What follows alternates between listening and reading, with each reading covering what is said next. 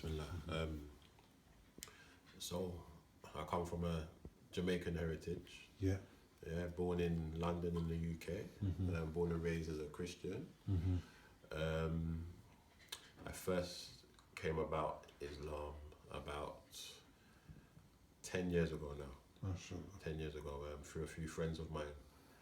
And I was given a copy of the Quran, and I read it, and through reading it and finishing it, it touched me very deeply. And that's what led me into studying and finding out a bit more.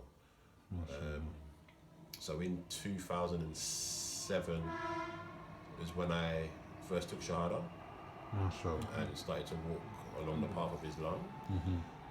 Unfortunately, within the first year, I experienced a lot of racism within Islam, from the communities that was around, that I was learning from at the time. And it made me feel like maybe this was not the right path for me. So I always kind of done my studies, I prayed and I read my Quran and stuff, but I didn't feel as connected to it until last year, 2016, early in the year. I was meeting with some brothers and we was talking about Islam, and we was talking about Islam in Africa and stuff, which was interesting me. And around this time, weirdly, I had a dream. I had a dream, and in the dream, I met a man on the bus, and he was talking to me in a language that I never heard before. And there was a phrase that he said to me that I remembered when I woke up. And I done some research, and it come to find out that the words that he was saying was in the language of Wolof, which I'd never heard of before, you know. And then I found out that Wolof was a language that was native to Senegal. And from there, I started to do more studies.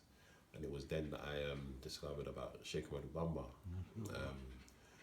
When I first found out about his story and started to do research, I was totally blown away.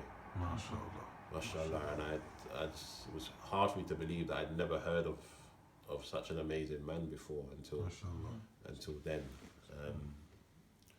And then from there, the journey was quite intense.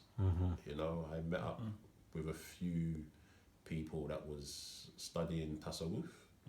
Some was Tijani. And then so I learned some stuff from there, but I was pulled towards Sheikhuna Bara. So a lot of the things I tried to do was to get more information.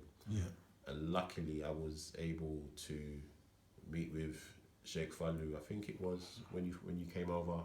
Last May. In May, I met him for the first time. And I was to meet with him in 2016. Which was I was very fortunate to have met, and was a good experience for me. And alhamdulillah, in June, so like about a month and a half later, I was able to take a trip to Senegal, which was amazing. I got to visit Touba, and it was a beautiful experience. And you went Kaolack. I went to Kaolack as well. And I spent I was in Senegal for a month. So I got to see Islam from an African perspective, and it made me feel a lot more connected to Islam, and I felt like I could embrace it a lot more. MashaAllah. So,